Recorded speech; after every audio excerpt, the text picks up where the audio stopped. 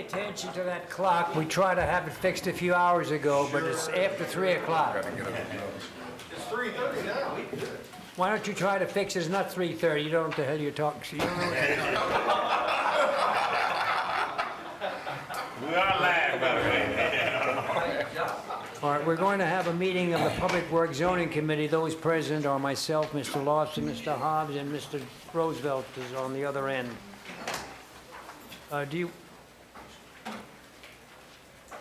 Those members of the administration are supposed to be here. Please come here. You ready? Yes, sir, Mr. Chairman, we have a fast track report, and Mike Wilkes is going to update you on that.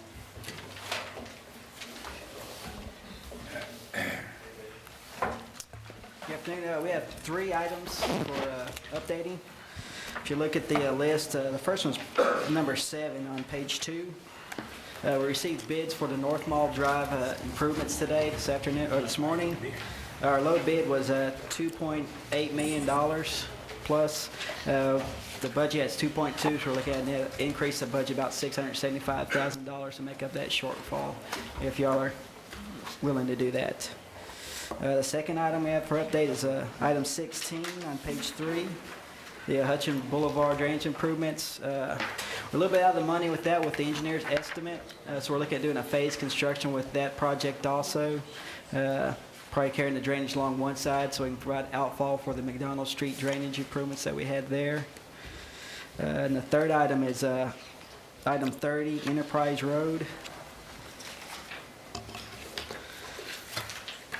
Again, we're going to have to look at phase construction for that one. Phase 1 would include the drainage improvements and sidewalks for about $775,000, and phase 2 would be reconstruction of roadway, say in the next year, which is a cost about $1.7 million. Well, that one you can handle. If other 2, do we have to do anything, or are you just going to try to work it out with the mayor and see where the money comes from? Yes, we have to work it out. As far as the budgeting goes, we turned in our capital projects budget this afternoon, or yesterday afternoon with David Johnson. So they have our numbers with us. Let's see where it falls out with the total city budget. Okay. Hopefully, we will meet and we'll review this entire fast track and see what else we might incorporate in it with the administration, and then we'll have able to be more comprehensive, because we want to make certain that the connotation of fast track means just that, because we made a commitment and we're going to try to fulfill it. Is there anything else you want to bring to us? No, sir, that's it. If anybody's had any questions about the other Anyone have any projects. questions from the committee? If not, we'll accept the report as submitted. Thank you, Michael. All right, James, you have something more to, of course, we have 2 other items, I think several more items to consider. Well, item number 2, Mr. Chairman, is rezoning of a commercial tract, MacArthur Drive, to allow for a fast food restaurant. There's been no objections. Are there any questions concerning the matter?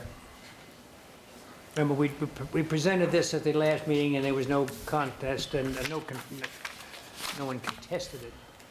This is up for final adoption. Been recommended by zoning commission. I move. Second.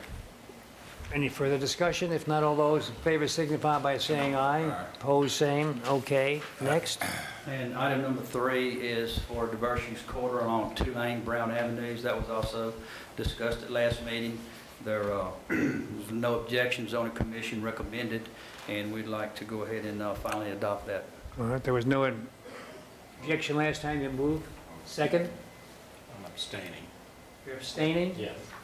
I'll second it. All those in favor signify by saying aye. Okay, opposed, put the 1 abstention, would you please? Thank you. Sir? Mr. Chair, I just wanted to point out that number 3 is the first diverse use corridor in an area of town that has been the focus of a lot of discussion lately in the city. I think this is a forward-thinking and visionary item that Reverend Lionel Smith is moving forward on, and I think it's important to growth. And it allows for a mixed-use opportunity, and we just want to commend him for making the efforts to move forward on a project like this. I want to revisit this item. I misconstrued it with another item. You want to vote on it now? Yeah. I looked at my, yes, I'd like to record the fact that I'm. It's too late, I'm sorry. And I'd also like to Actually, we rescind Castro being on this committee. All right, go ahead, James. Mr. Chairman, I do have some other business if the committee would so entertain. We would like to request that the council entertain a resolution to allow a house cleaning item concerning community homes.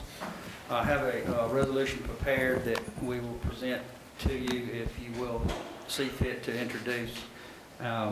It's to allow community homes in residential zones as per federal law.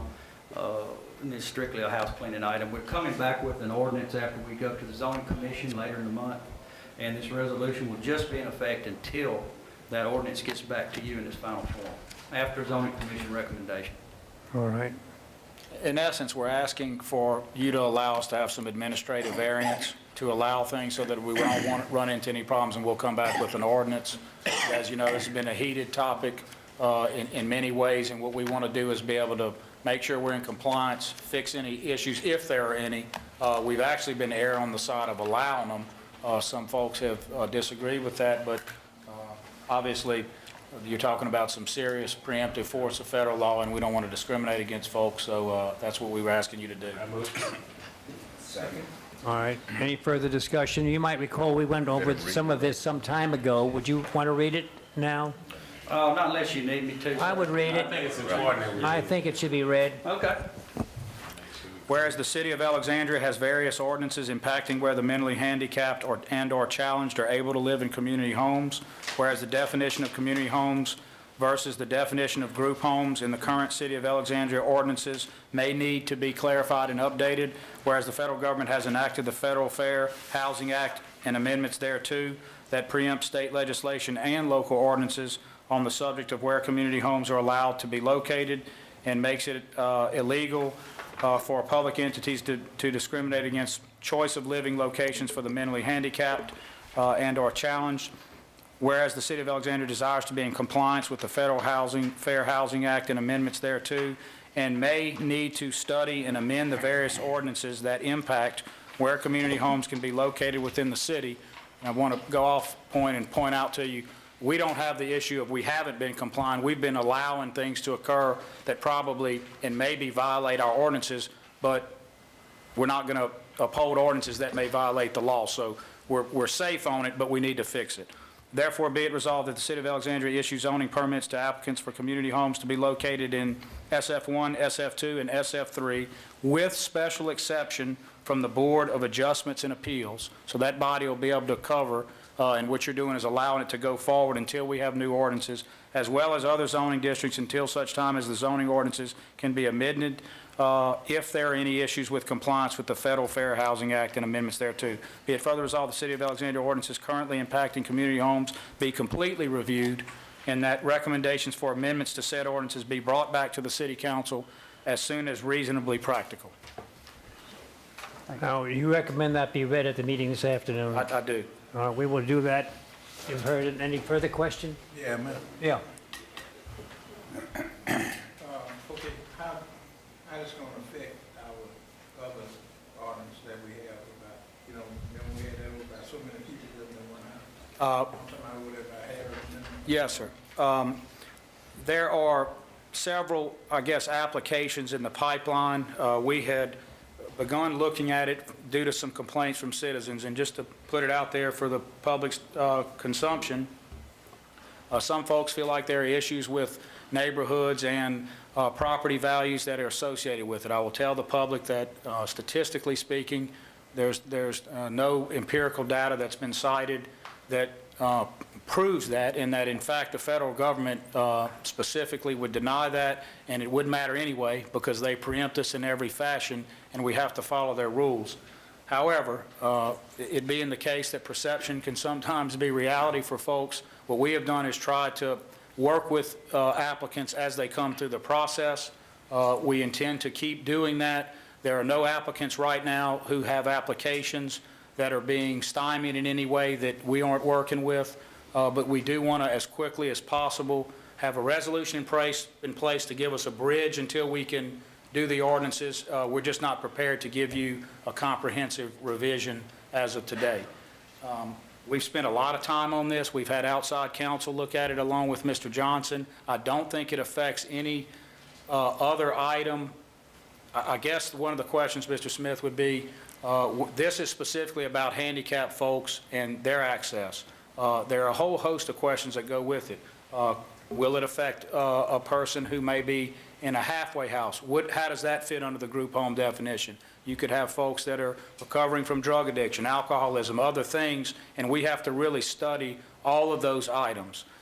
Families have a lot of concerns from things that could involve medical refuse or waste in receptacles outside, all kinds of things that there really are answers to now that people may not realize. Most of those things have to be picked up and bagged and taken out separately. So we just need some time, and I don't think I'm answering your question. I think you're asking me something else looking at you. You remember another law that we had on books about, we had the nuns over there with so many people. Yes, George's sir. Lane You're talking about the and, George's Lane situation? and Yes, sir. I'm Elliott saying, Street. I know the feds, we can't discriminate, but how would this affect our other laws? We would be looking, we would look at comprehensive, I see what your point is.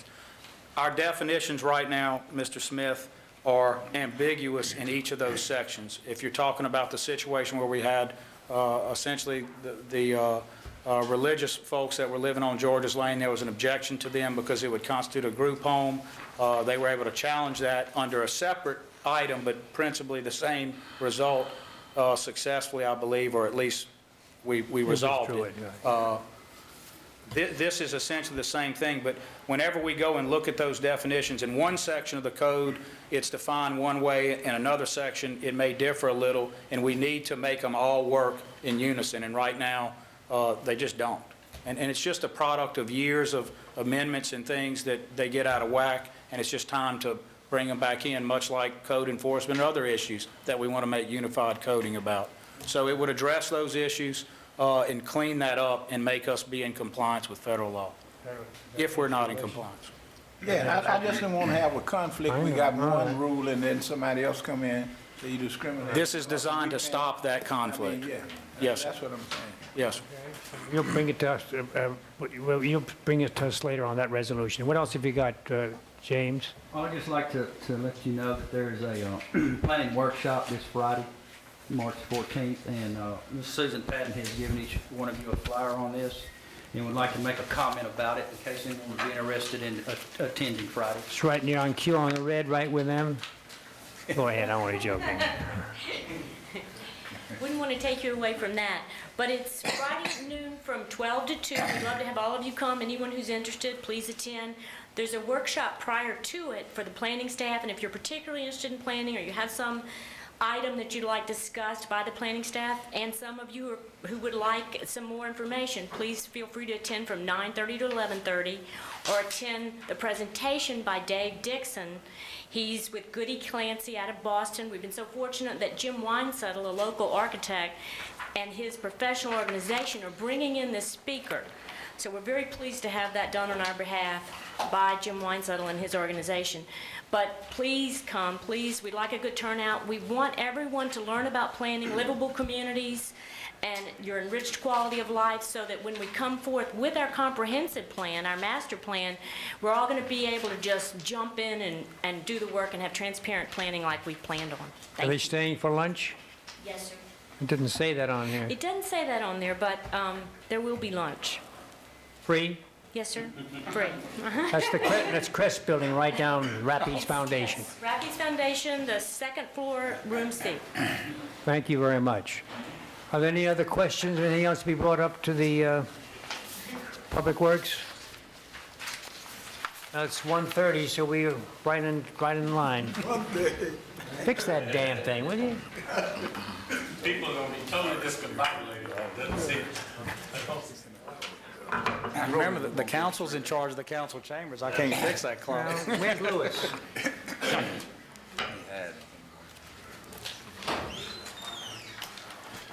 I would like to call to order the Utility Committee.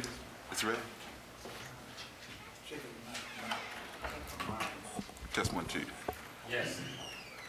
Mic test 1, 2. Is it okay? Test. Thank you. Harry turned my mic off. I didn't touch your mic. Are we ready, Donna? Okay, let's pick it up. Is he gonna check and see if we're ready? Okay, I would like to call to order the Utility Committee. Don't let this reflect poor on our community, guys. President, myself, Mr. Hawes, Mr. Silver, Mr. Lawson, members of the administration. Items number 1 and 2 were heard in committee. At the last meeting, they received a unanimous decision. Item number 1 is to consider final adoption of an ordinance authorizing acceptance of a 10-foot wide utility servitude located in Lot 9 and 10 of Commercial Service Center Phase 4. Move. Second. Moved and second. In opposition? I'm sorry, I can't believe No, you ain't on it. I move. Okay, it's been moved and second. All in favor, let me know by saying aye. Aye. Refer to the full council. Item number 2, to consider final adoption of an ordinance authorizing the acceptance of a 25-foot utility servitude and an access servitude located in the Oakmont Village Apartments development situated on Hudson Boulevard. Book item number 38.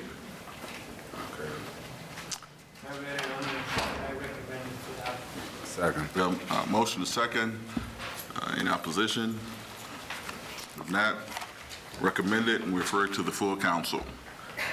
Is any other business to come before the utility committee at this time? And nothing else? All said. This meeting is adjourned.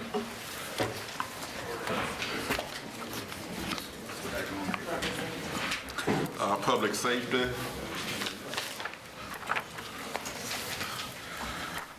Present on the committee is myself, Mr. Silver, Mr. Lawson. This is Public Safety and Transportation. Item number 1 was to hear an update from Charlie Anderson on the Weed and Seed Program. In conversation with Mr. Anderson, he would like for this item to be delayed and to be heard at the first meeting in April. So we will honor that request by him and hear from him at that time. If nothing else before Public Safety and Transportation to come forward at this time, this meeting is adjourned. Thank you. we'll have to wait until 4:30 on economic development, so this time we'll have a lengthy, didn't have instead of typo.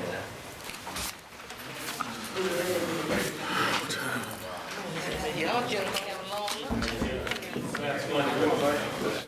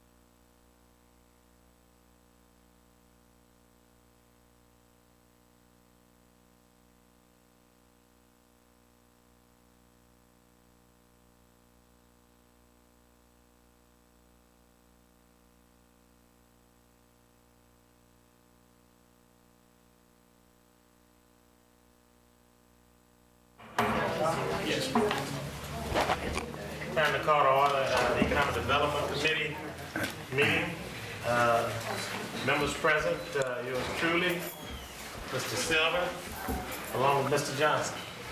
Item number 1 is to hear an update on child abandonment in vehicles. Let me know if administration was possible to give an update on that. We spoke a few weeks ago on that item.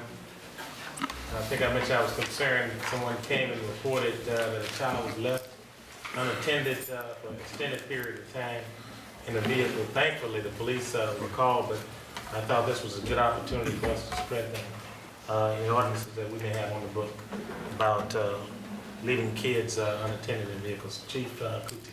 Yes, sir, and we did do that. As you recall, Mr. Downs came to the last meeting, and Mr. Gist talked at length about it.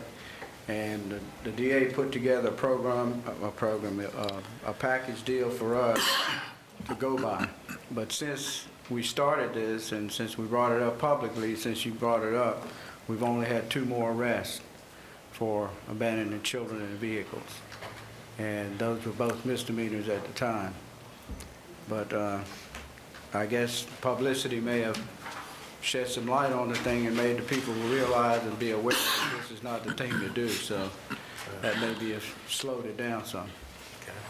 Well, hopefully the reporting is the issue that I'm very, very interested in making sure that citizens will report any child left unattended in the vehicle.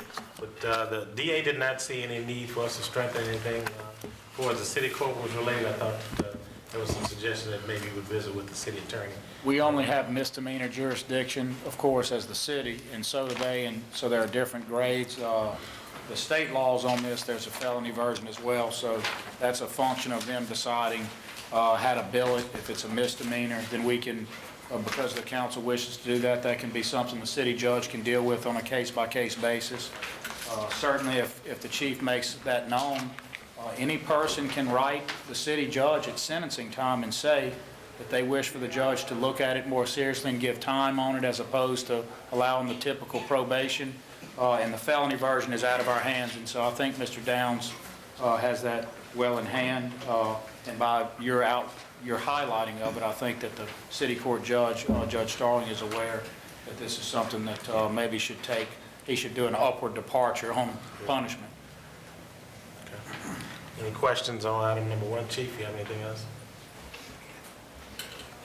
Okay, well, hopefully the arrest will go down to none, and people will realize it's a dangerous thing to do in Rapides Parish and certainly the city of Alexandria. No other questions on item number 1. We'll go to item number 2, which is to hear an update on surveillance cameras in commercial facilities.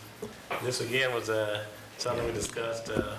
And I know you all have been working on it. Yeah, and I think you had brought this up several months ago also, and you were more concerned about our commercial establishments, the large facilities like the mall and Walmart and so forth. Well, we have determined that Walmart does have outside surveillance cameras. As far as we know, the mall has not installed any. The Grand Theater has outside cameras. Super One has outside cameras. And some more of our convenience stores have installed cameras at their gas pumps. But the big establishments, the strip malls and so forth, as far as we know, they haven't done any of that. I guess what I'm interested in is creating an ordinance to require it for those that will build in the future. If you're beyond a certain square feet, or maybe your parking lot's beyond a certain size. I think with the event of all the things that have happened, we just talked about abandoning kids in vehicles. That's certainly something that can curtail someone who may try to take advantage of that situation, or just your average shoplifter. Yeah. A lot of cities are now requiring large establishments in the course of construction to have surveillance cameras. And I'd just like to maybe get some more information and see if that's something that makes sense for us to consider. Is that something that you would allow Chuck to get with you on first? Love to. Give you some, okay. There are some legal issues, as you know, Mr. Lawson tied to it, but We are aware that other cities are looking into it. If you would, just give us a little time on that and let Mr. Johnson get directly with We'll come back and visit on that. Okay. Thank you. Item number 3 is to continue discussing naming city facilities. I think we need to probably in the next couple of weeks or so be a little bit more specific about the buildings. We heard 3 great names that certainly were under consideration, namely the Randolph name, and includes Mayor Ned Randolph and his family for its contributions. The concern there is that you can't name a building after someone is living, but I think you can possibly utilize the last name. And 2 other great men that meant a lot to our country, not just to the city of Alexandria. And the name of a building meaning Louis Berry, along with Camille Gravel, 2 pioneers and giants, quite frankly, in the legal arena. I'd like to, within the next couple of weeks, come back and look at naming a couple of our buildings after these 3 great gentlemen. I just wanted to put that out there for the public consumption. Maybe we come in. I'm sorry. We've got, I think, 2, Oh, we have 2, I didn't know they were in the audience. yeah, there are 2 professionals sitting here for an hour and a half. Well, Harry, I'm glad you recognize professionals on occasions. I see the 2 upstanding young men in our community. Mr. Tom David, and another gentleman that is named Joe Myron Bracata is going to address the community. Go ahead. Mr. Chairman and committee members and Mayor, thank you for asking us to come and talk to you. Mr. Bracado and I have served as a self-appointed ad hoc committee to discuss some options about it started with the renaming of the city court building. Mr. Bracado was a personal friend of Mr. Gravel for many, many years, and Mr. Gravel is in my family, and so I felt I would have a very easy time in working with that thing. Also knowing Mr. Gravel's relationship with Mr. Berry and what has been in many writings, both in the Town Talk and at the LSU Law Center, as well as the Southern Law Center, about how Mr. Berry was introduced to the local bar by Mr. Gravel at a very difficult time in our country, that it was a momentous occasion when that happened, to introduce the first black man to the Alexandria bar. Mr. Gravel was very outspoken in the areas of civil rights at a time that most people wouldn't even bring it up. And he took a firm stand and said, no, this is the right thing to do.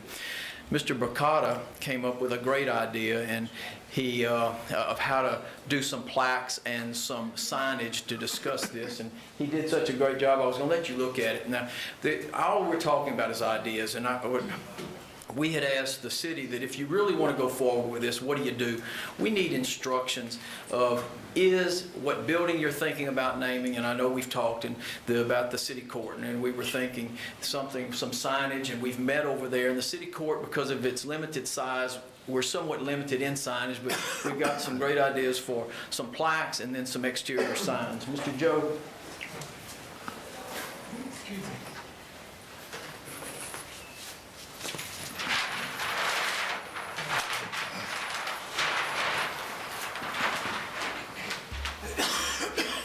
Yeah. Let me.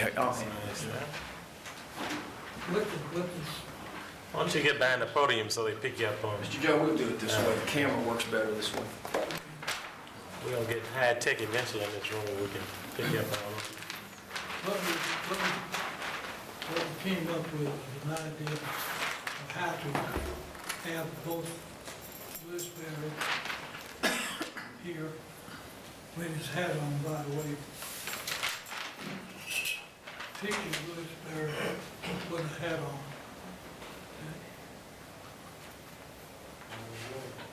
And also Camille Ravel here.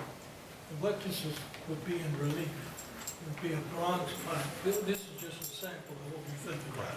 This would be a bronze plaque of this size. And on one side here would be Camille Ravel's information that would be developed for people to read who he is and what he is and so forth. And on this this side would be Lewisburg, and the things we can get from his family that needs to be written down. And then, of course, down here, this would be in the city court building, and so this is a sample of what's down there now, which we would use for city court and so forth. And this just simply says, Gravel, Berry, City Court. That's the idea. Gentlemen, what we're passing out in front of y'all, or to y'all, is also some signage that would go up in the front, and it's some modifications to the front of the building. If any of y'all, Mr. Bricata is a great idea, man. I love how he looked at the details, and they're trained to think that way. Any of y'all who ever were an acquaintance professionally with Mr. Gravel, for many, many years, he sent these out. And if you go to anyone's office, it's a bronze plaque that has equal justice under law, and it was a calendar on the back, and so you'll see these. And the law profession throughout the state has received them. In fact, probably every U.S. senator and congressman from the state probably has one at their desk from Mr. Gravel. And Mr. Bricata thought that where the emblem goes, if you'll look under the court building, the emblem in the circle would be equal justice under the law, with the Parthenon and the scales of justice being held by, I don't know, Mayor, you may know who's holding that. I don't know who's holding it, but something symbolic like that to show the dignity of the law, of the legal profession and the court system. So if the question comes up about where do we go next, the city council, or mayor and legal advisors could tell us what I think, y'all. I think we need a determination if, in fact, we are going to name the building, and then we have the marching orders to try to figure out how to get the signage and the plaque work done and the commemorative work done. In regards to the other namings of the other buildings, we just need a resolution so that we could feel that we have some authority to continue our little volunteer ad hoc committee and pitch some ideas to y'all. With that said, that's all we have. Okay, I'm pretty sure we're gonna come up with a resolution. I want to put it out there for public consumption right now. And I think in 2 weeks, we come back with a recommendation on the naming of the buildings after these three wonderful gentlemen. Did I see your hand up? Yeah, I was going to say, I would recommend that we charge the administration with preparing a resolution to present to the council in the next meeting so they can go forward and do some more research and come back with a proposal, if that's all right. So, Mr. Smith. He's saying, go wrap, I would say let them next 2 weeks bring us back at cost. I mean, with the administration, do it all at once and get it out the way. All right. Mr. Legal Counsel, I think, Mr. Johnson, you heard the charge from the council. Administration come back with a recommendation. Mr. Mayor, Mr. Johnson, I also, if whoever drafts the resolution, I have a lot of historical information on Mr. Berry and Mr. Gravel that y'all could use in the wordings if y'all decide to do that. And also on the Randolphs, I have something on that also. Thank y'all. Mr. Bricata, thank you very much. Thank you. All right. Any other questions on that item? Hearing none, we'll go to item, before that I have ordinance authorizing the mayor to enter into a 6-month extension of the Southern Link cable contract. Is there a motion? And I'm sure we'll have some discussion on this. Yeah. Let me try it again. This thing may be off. Is there a motion? Silver, Mr. Johnson. Give me a chance. Detail shadows.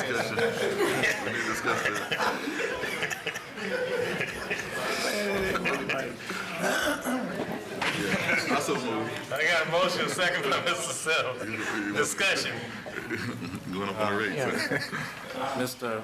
Vice President, the current agreement that we have with Southern Link is going to expire this month, and so that we didn't get into a pitfall where we got stuck with a renewal, which would bind us for 3 additional years, I'm just asking the council to give us an extension as a distinction, and we can continue the negotiations and finish up the new contract. Good move. And I want to make it clear. I hear very clearly from the constituents about their concern about the cable. And pricing may even be incidental to the speed of the internet and the consistency of the internet, and certainly probably the availability of a lot of channels that they desire. So I think In the course of that additional 6 months, if this passes, we're going to try to address that. If not, go out and make sure that we'll find somebody that can provide the service at the level that we care to see it provided. Mr. Smith? I wish y'all would ask them about whether they need to put an office over there, somewhere they pay you money. Working on It'll that. run way the end of the week. Now also, I think we passed a resolution to that extent, didn't we, some time ago, Mr. Johnson? Yes, I think we did discuss in the last appearance before the council, the aspect of them putting an office here in Alexandria, so that can be part of your negotiations. We'd appreciate that. But we also went out for RFPs. I think we're afforded the opportunity to go out there. I did a resolution authorizing So what you're telling me, Mr. Johnson, is that every option in the next 6 months will be on the table from the administration and under consideration, and certainly the concerns that have been expressed. I saw Mr. White nodding his head when I talked about the speed of the internet service and the consistency of it. So we hear you, and we'll respond in the very near future. Any other questions? No other questions. Okay. Thank you, Mr. All in favor? Opposed? Motion carries. Before I go to item number 4, Mr. Moeller, do you have some gentlemen you want to introduce? I see Mr. Benjamin Curtis in the back as well. Do you want? I think Mr. Curtis should make an introduction. Okay, Mr. Benjamin Curtis, if you will, come to the podium.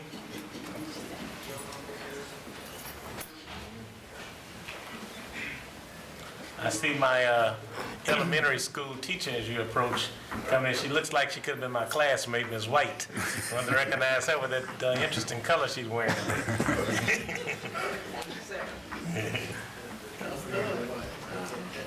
Mr. Benjamin Curtis. Good afternoon.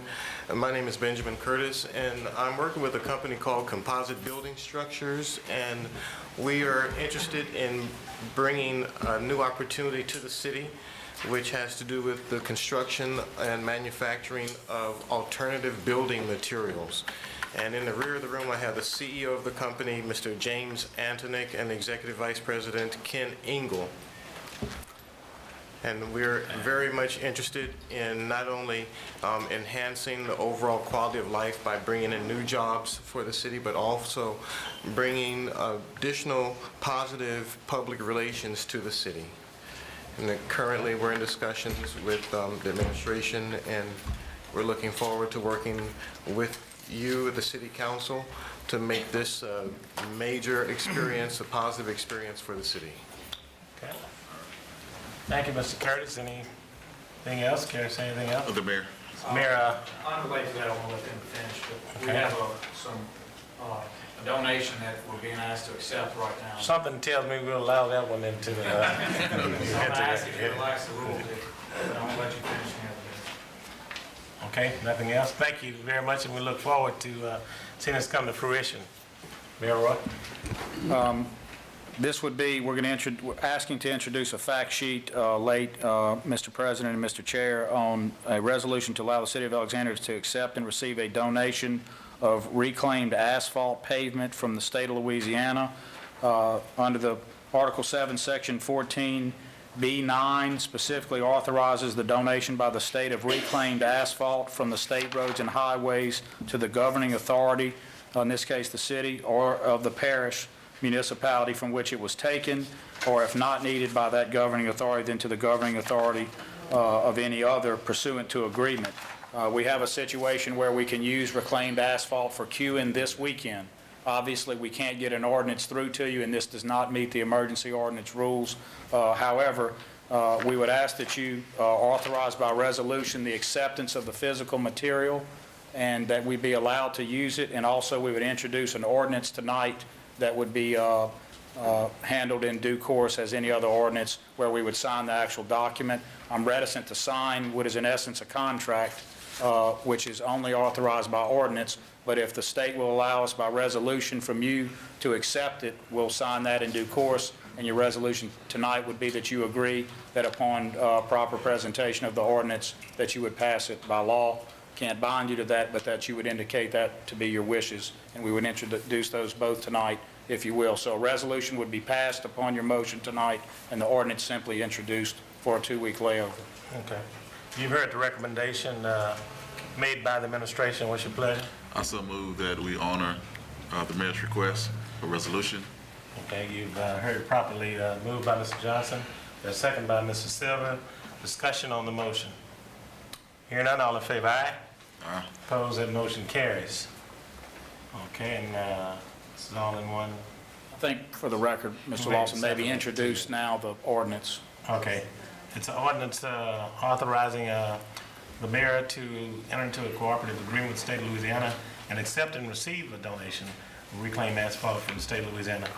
Moved by Mr. Johnson, probably second by Mr. Silver. Discussion. Hearing none, all in favor, aye? Aye. Opposed, that motion carries. We have another resolution allowing the city of Alexandria to accept and receive a donation of reclaimed asphalt and pavement to the state of Louisiana. There's a motion by Mr. Johnson, probably second by Mr. Silver. Any discussion on the motion? Hearing none, all in favor, aye? Opposed, that motion carries. Any other business needs to come before the Economic Development Committee? Hearing none? That concludes my committee, Mr. President. Thank you. It's not often the state's beating on the door to give you something. We take it.